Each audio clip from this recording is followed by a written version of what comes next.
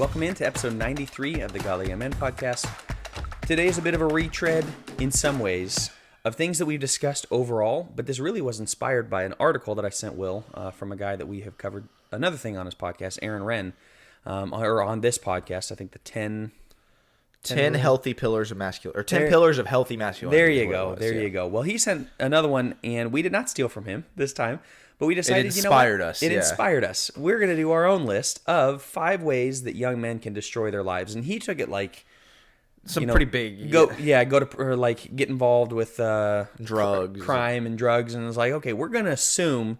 For our listeners, we're not of the Godly Young Men. We're going to assume that you're not really getting into like crime and going out and shooting anybody.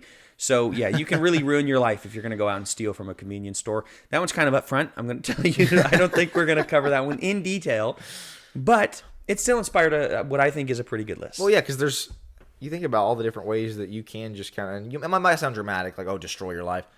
A lot of these things can just set you up for an awful life. Correct. They really, really can. And so this is a cautionary episode in the sense of, like, we want to encourage you, do not make some of these decisions. Like, just steer clear, avoid, but just be aware, more than anything, be aware that if you make the wrong decision in these areas, you very well could destroy your life, 100%. So let's get into it. This might be a quicker episode. We got 5 things, but I think maybe some good discussion with all these.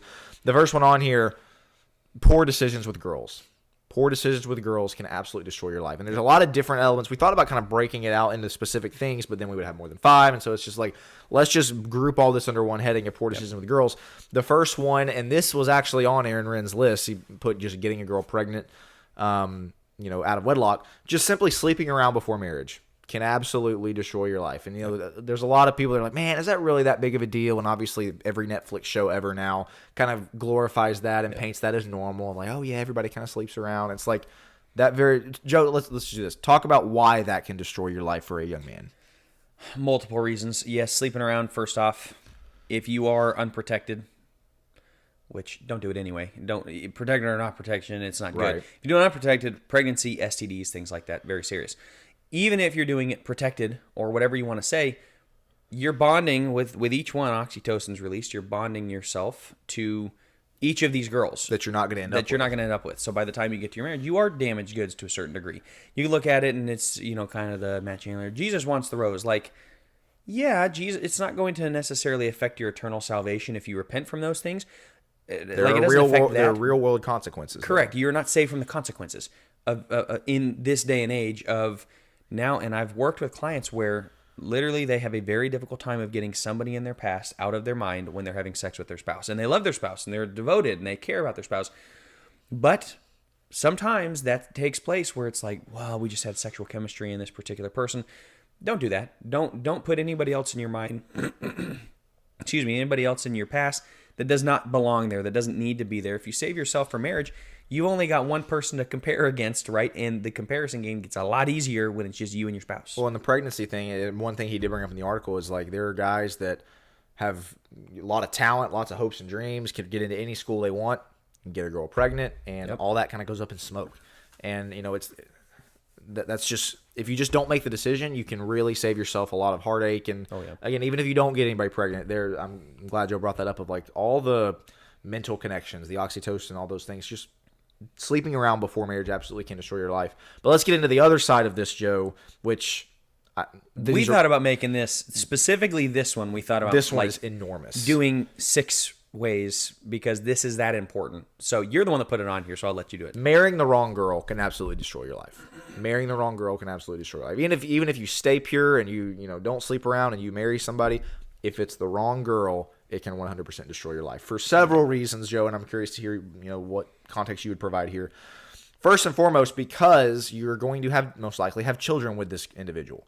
And so if you marry the wrong girl who is maybe selfish, who just kind of wants to do her own thing, is not really a kid person, but you decide to have kids, what's that going to do to your children? What kind of mother is she going to be? How are they going to, what kind of home are they going to grow up in? This is a tough thing where like you can control what kind of dad you are to some extent. You can't really control what kind of mother she is, what kind of wife she is. And so this is so critically important that you don't make the wrong decision, because your kids can turn out messed up. Your parenting can be awful. Your marriage can just be, absolutely honeymoon phase for a year, but then if she has these bad traits that you didn't see or you just kind of overlooked because, oh my goodness, we're in love, that feeling can kind of evaporate pretty quickly once life starts to get tough or once she starts doing things that you don't like. And so, I don't know. We could talk about this one for a long time, Joe. What thoughts do you have on why marrying the wrong girl can absolutely destroy your life? So many. This will set you back to square one on being godly young men because, excuse me, if you are pursuing something greatly, you got to know that she's in your corner when you come home. She's taking care of things on the home front while you're going out and conquering. If she ain't taking care of things on the home front, guess what your job now is? Take care of things on the home front as well. That will hurt your ability to go out and achieve greatly because you have to do both parts. Because maybe she's lazy or maybe she's pushing back or maybe she wants to go out and be a career woman. And you have to now battle with egalitarianism. You got to battle with complementarianism. Like, well, we can kind of, I'll help her with some of the chores and she'll kind of make some of the money, and then I lost my job and now she's the sole breadwinner, and all of a sudden as a man, my testosterone and my self-esteem is through the floor, but she's making it all but hey, she's a girl boss. She goes out there and gets it done. That affects you in so many ways. You got to think about, as we've talked about before on this, 250 years from now, the woman you marry now can play a massive role on 250 years. Will play a massive role. Will play a massive role through the generations if she's incredibly lazy, if she's incredibly selfish, if she wants to stick the kids in public school because she just doesn't want to homeschool. Oh, I don't get along with the kids. She's not a kid person. You have to test so many different things before you go to get married. This is why it's one of the most important decisions of your life. Get this one right. If you marry the wrong girl, you will be in, and the Proverbs talks about this, right? The woman who's a drippy faucet. It's better to live in a corner of a roof than it is with a woman who's a nag. She can make or break a man, and she can cause you to feel like you are king of the world and Superman, or like you are the very worst satanic person on planet Earth because she hates your guts every single day. And it varies, and she's emotionally unstable. I've seen so many guys' lives ruined where they had all the potential in the world, and they crashed it into the ground because they were too busy trying to go to war with their wife day in and day out. It's just, boy, this is massive. Look for the traits. Don't settle because, man, I don't know if I'm going to find anybody. I get, this one's showing some interest in me. I better snatch her up while I can. Don't settle. Look for the traits. I've said this before, but I think it's so important. I'd be remiss if I didn't bring it up. Does she have a moldable heart? Yeah. There are some traits that maybe they don't check off when you first meet them. And, my wife, I don't think she necessarily listens. I hope she won't be too upset. My wife was not the most modest individual in the world before we got together. She is incredibly modest now. Why? Because she has a moldable heart. And so if you're just kind of looking for things that's the main trait that you want to look for. My wife was not the biggest fan of homeschooling when we got together. She is now. And a lot of that is from my influence, but a lot of that is just because she's grown, she's matured. And so, does this person have a moldable heart? I think is the most important trait you can look for. I think you'd probably say the same with your wife. Absolutely, it's the most important one. Because you're not marrying a 40-year-old, most likely, right? We're talking godly young men. You're probably going to be marrying somebody in 18, 19, 20, 21, 22. They don't have life figured out, neither do you. That's okay. We're not looking for perfection. But what traits do they exhibit? We're looking for the traits. We're looking for a heart. We're looking for somebody that is willing to grow with you and ultimately to be the best Christian she can be. Are they kind? Do they care about others? Do they talk about themselves nonstop without ever asking if anybody, about anybody else's thoughts or opinions? These are things you can see. Sure, it's difficult when you're just blinded by how attractive they are and they are in love or whatever. These are things I would. How do they act around their family? How do they act around children? We're spending way too much time on this one, but it's my goodness. Is that important? It's so important. Yeah. This is when you talk about ways to ruin your life. This is one that you can be in purgatory for years because we're assuming you're not just going to go get divorced. You made a covenant. You made a commitment with God. I don't care how much you may go. Well, this was a mistake. You stick to your word because a man is only as good as his word. Yeah. If you go, oh, we'll just get divorced and that's fine. Hold off. Realize if that is your thinking going into marriage, that is the wrong answer. You made a commitment in the eyes of God. So if you're going to get married before God, you better stick with that marriage before God. I don't care how much she drives you nuts. I don't care how much all the lovey-dovey is now gone, the honeymoon phase is gone, and you just can't stand her. You made the commitment. Now it's your job to go lead her and to stick around in that marriage as much as possible. Not just for the kids, to try to make it as good as possible. Number two, one way to ruin your life. Number two way to ruin your life is having the wrong view of money. We've talked about money before. There's two specific areas we want to hit with this one. Correct. I'll hit the first one. You hit the second if that works, which is loading up on, well, actually, I'll let you do the first one because you speak much Sure. much more eloquently on this. Yeah, so we thought about making this one its own thing too, but like the way you can ruin your life is just loading up on debt. Yep. We've had episodes on this before. We're not going to spend a ton of time here, but just racking up tons of credit card debt, buying the 2024 car because, oh man, I'd love to have CarPlay or whatever. It's like, be smart with your money. Don't get into a ton of debt. Obviously having a house payment is one thing, but just going crazy. I mean, student loans. You look up and you're married, 25 with some kids, and you're sitting at between you and your spouse over $200,000 worth of debt. You can get out of it. As maybe destroy your life is a strong way to put it, but man, you can dig yourself into such a hole that you are digging out of it for 20, 30 years, and that is something, don't load up on debt. Be very, very smart with it. Proverbs talks about the borrower slave to the lender. 22:7. You'll be in slavery for a very long time until you can get out. This is why student loans can kill you so much, especially if you're marrying somebody you found her at college, you got the MRS degree, and you're both come with $80,000, and you got $160,000 with all of these high interest rates that you're going to be paying on until you're 50. Think about that before you head off to college. Think about those things. Don't rack yourself with load up on the debt. Number 2, pursuing wealth at all costs. We just had this episode 91, I think, so a couple episodes ago, on materialism. Don't pursue wealth at all costs, where we get into that 1 Timothy 6:10. Like it is the love of money is the root of all kinds of evil. You just all make sorts of poor evil. decisions and like cheat people. Yes. It's not a good route. You cut corners. The cheapest, quickest way to make money. Don't do that.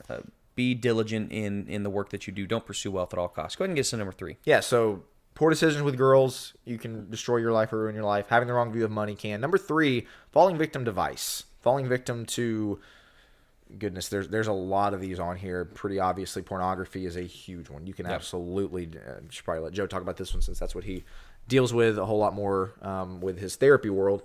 You can absolutely destroy your life from viewing and being addicted to pornography. Obviously, alcoholism. My dad's first cousin was sent to jail because he brutally murdered his girlfriend. Doesn't remember a thing. You know why? Because he was strung out on alcohol. Like, you can just, drunk driving, obviously. Like, there are so many different ways that alcohol, if you're a victim to that, can ruin your life. Drugs, it goes without saying. Gambling, like, you name it. There are, there's the debt thing. Like, just racking up a ton of debt because you just can't stop gambling.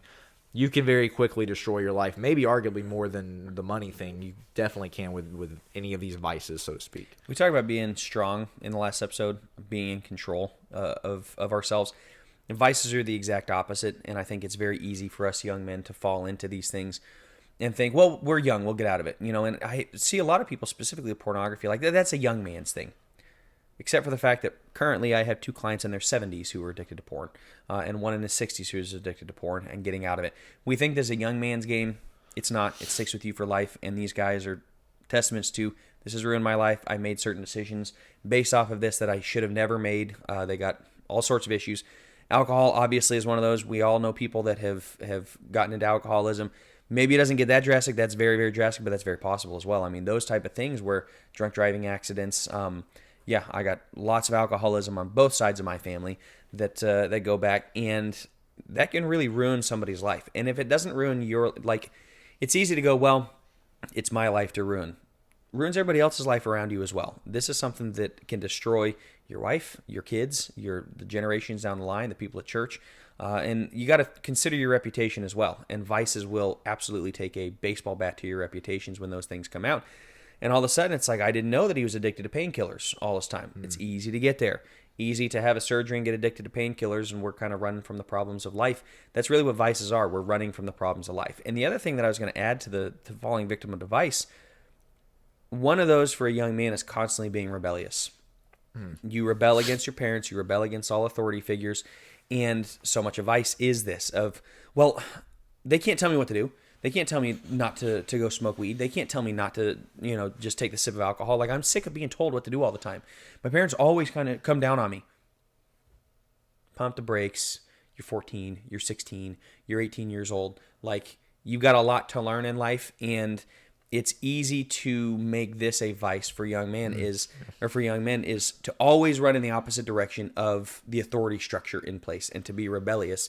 So I had this initially as its own. I don't think it's a strong enough point to have as one of the things that'll ruin your life, like number 6. But this is really, really important, that the rebellion can ruin your life because you do end up marrying the wrong person. You do end up racking up debt. You do end up getting into alcohol or porn or whatever else, because you're always kind of counterculture, going against what everybody tells you to do. Sometimes the reason God gave us authority figures because they know a couple more things than us. Just be humble enough to admit, I don't always have to run in the opposite direction from these things. Maybe they're trying to help. Maybe God gave me parents for a reason. Maybe he gave us government for a reason, or elders and preachers for a reason, to learn from and to look at their example and to say, maybe I don't agree with everything, but I will submit, and I will humbly submit to their authority and to their rule. Man, being rebellious can ruin your life like that.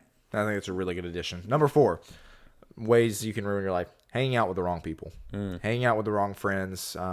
We've talked about this a lot. Not a ton new territory here, but my goodness, like similarly to marrying the wrong girl, obviously that's a bit of a bigger decision.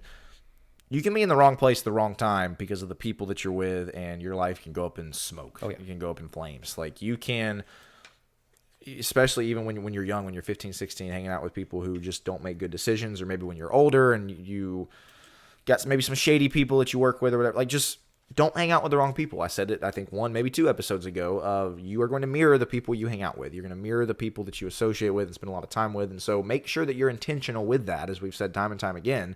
Don't just go along with the crowd. Don't just go along with what everybody's doing around you because, I guess that's just what we're supposed to do. Be very intentional. Don't hang out with people who are going to lead you astray. That's your dad's quote, right? Stupid people get you killed. We could talk about this forever, but hanging out with the wrong friends the wrong people is a very fast way to destroy your life. This is also where the Aaron Wrenn criminal activity.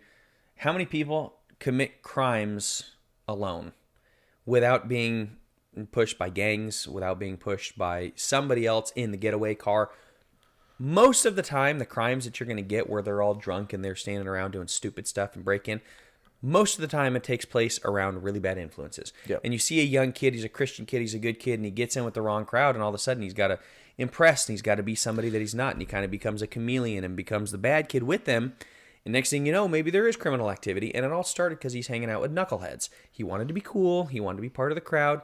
Learn to stand apart from the crowd. This is a weird example. This makes me think of is Justin Bieber. When he was young, came into the pop world sensation. Yeah. All of a sudden started getting into some legal trouble. You know why? Because he couldn't stop hanging out with, I don't even want to name names, like just stupid influences. People who drag racing and like smoking weed and all this stuff. It's like he was 16, 17, 18 and didn't really, he probably did know better, but like just was hanging around them. Guess what happened? His reputation took a major hit because he could not figure out that, hey, I should probably think about who I'm hanging out with. But, he's just one example. And to go along with this, going along with the crowd is a big part of this. You need to be able, as a young man, to stand out and to go, I don't agree with this. So you look at COVID and masks. We'll go there. I don't know where everybody falls on that. But at this point, I think it's pretty well proven they did zero. They don't work. Everybody knows. Some of us were saying that since they started. Correct. But, Some of not us to take a victory lap here, but masks and with the other things that you were supposed to do, in certain injections and such. You know what? You had to stand up against the crowd, and everybody was pushing you one way, and a lot of people folded, and they said, "Okay, I'll go along. Yeah. I'll go along with the crowd. Sure, whatever I have to do." And there were those of us that did not. Yeah, you have to be willing to stand up against peer pressure and to go, "No, I'm not doing it." And you're going to get ridiculed, and you're going to get hated, and you're going to have a lot of different things where people look at you and go, "Wow, I can't believe you'd even do this." Well, why? What's the problem with it? Why don't you just do it? You have to be morally strong enough in yourself to go, no.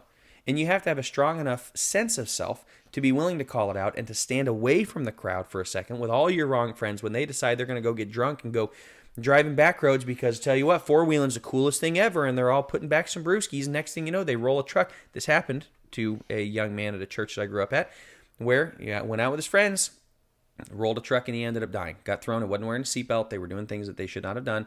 Four-wheeling, it was the funnest time in the world, and next thing you know, he's dead. And what was that worth? His life was worth way more than that. But he's hanging out with the wrong friends, going along with the crowd, and nobody thought, with all of the people that were doing it, nobody thought, this is a really bad idea. We probably shouldn't be doing it. Everybody went along with the crowd. Right? Nobody wanted to be that guy who was a damper on it. And so, hey, be willing to be that guy who's a damper on stupid things. Call it out when you see it. And be strong enough internally to go, no, I'm not going to do that. I'm not going to drink because everybody's drinking. I'm not going to, they're all passing around a joint. No, I don't do that. And, well, boy, you're going to look uncool. Oh, boy, that's the worst thing. That's the worst thing in the world. Yeah. No, it's not. stand up for yourself. Stand up for what's right. Don't go along with the crowd just to get along.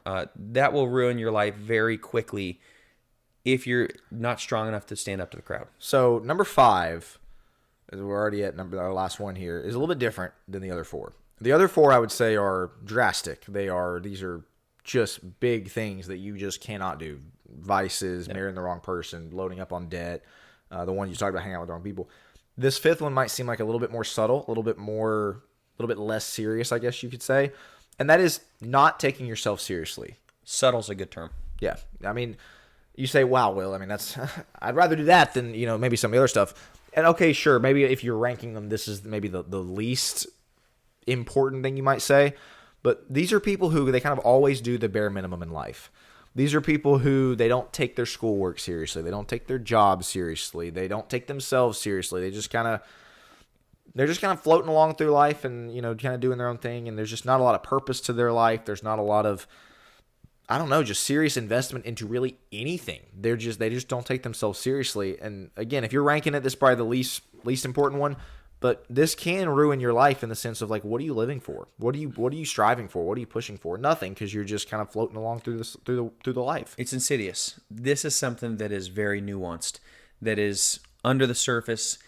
What you'll realize is my life is amounting to very little. You don't take yourself seriously. You don't.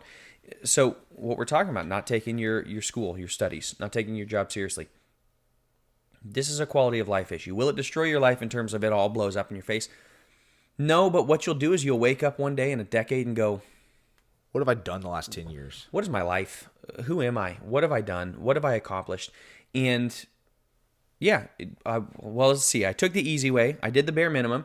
A lot of guys drink their way through college, and then they get horrible scores, and they barely graduate, and they change their degree path. They went in, they were going to be doctors, and now they're getting their liberal arts degree because they were too busy, messing around the entire time.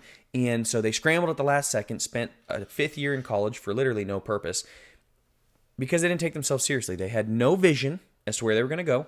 It's kind of like, bebopping around through life. So instead of being a doctor, instead of being a lawyer, instead of being something that was going to make them some money and maybe make a name for themselves, instead they get a liberal arts degree. They're working at Starbucks, and they happen to meet a good girl at Starbucks, but it's not what they could have been. And next thing you know, they end up checking up and having a baby out of wedlock. A lot of debt. A lot of debt. And so he's now having to work at Home Depot and at Starbucks at the same time and trying to figure out how he's going to make it. And this all started because you didn't take yourself seriously. You didn't take your studies seriously when you went into college. You didn't take your vision seriously. You had a vision, and it's kind of like, we'll get there. Your life will go down a very different path when you don't take yourself seriously, and when you don't take your vision seriously, and you don't hold yourself accountable, and you don't take your studies seriously, and you don't take your job seriously, you don't take your call to be a husband seriously. This will ruin your life in so many ways subtly. You will never wake up one day, or you'll never have it where it's, wow, boy, my life is ruined. You'll wake up one day and go, what have I done? Yeah. And what is my life? And if I had only done this, if I'd only married that girl instead of chickening out, she was the best shot that I ever had. And instead I chickened out and I didn't do it because I didn't take myself seriously. And she saw that I wasn't a serious individual, and she left me. And that was the best. For somebody more serious. For somebody more serious. Yeah. And that was the best prospect I ever had. That's how this will ruin your life. Take yourself seriously. What a good spiel that was. I mean, again, it seems like it's so much less harmful.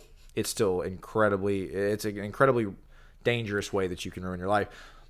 There's one that goes without saying. Again, we didn't put this one on because it's kind of obvious. You turn your back on God, your life's over at that point. Your life is ruined. Because what's the point? You're on the Godly Young podcast. Hopefully, you know that if you turn your back on God, become an atheist, go off the deep end, whatever. Like, you're good. Enjoy the rest of your life. Like, that's all you're gonna have at this point. Your eternity is wasted.